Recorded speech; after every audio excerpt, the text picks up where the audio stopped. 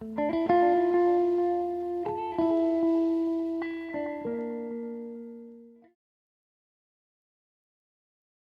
all, and welcome back to my channel.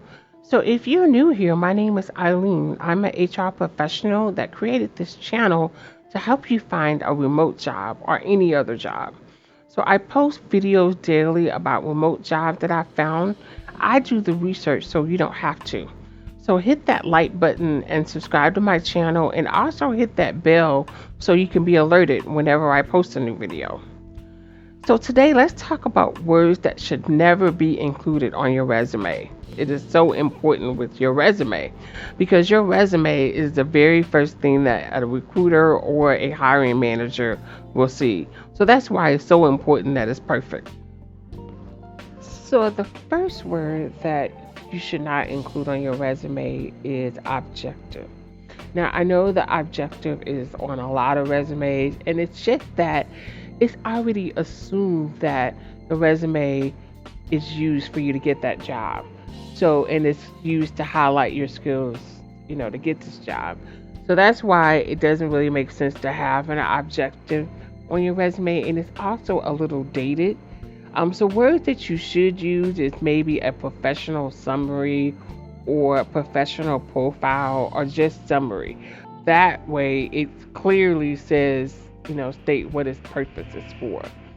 And it should be in 2 to 3 sentences telling the recruiter or manager what makes you stand out from other candidates. So the second word that should never be on a resume, excellent communicator. This is a huge red flag if that's on your resume, because as a professional, you should already be a good communicator. So you shouldn't have to say it on your resume. What you should do, it gives examples of how you are a good communicator.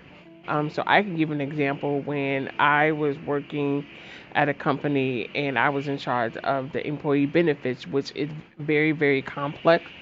So I was able to take that complex information and put it into a PowerPoint, and so that the average person can understand. So those are things that you want to put in your resume instead of saying excellent communicator. And the third one is hardworking or the hard worker.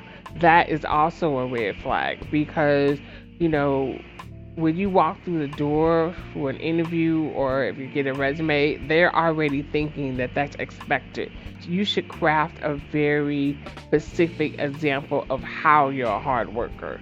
Like if you volunteered on some type of committee at work, or if you're on some type of United Way campaign and you spearheaded that. But you definitely don't want to list that you're a hard worker. You want to show and give examples. And then number 4, rock star and rock solid. Those words, I've heard some recruiters laugh at them because they're such a cliche.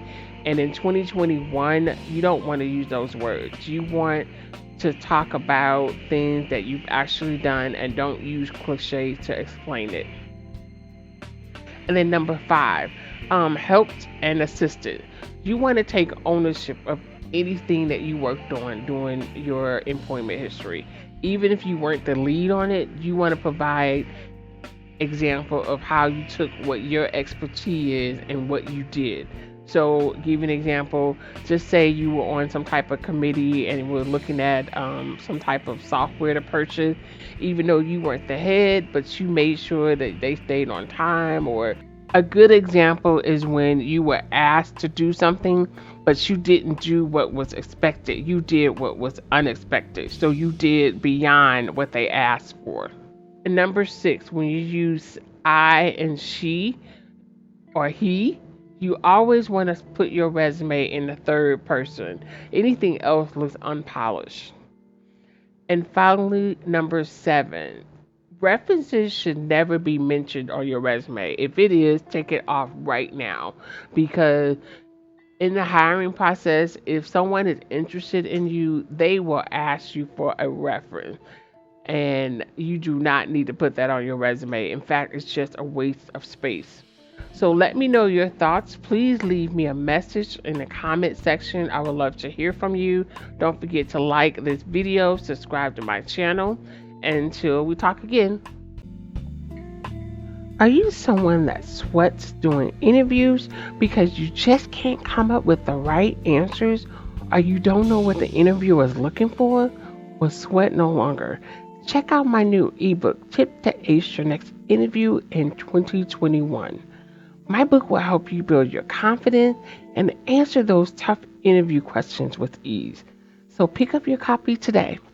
Why not invest in your future for less than a cup of coffee?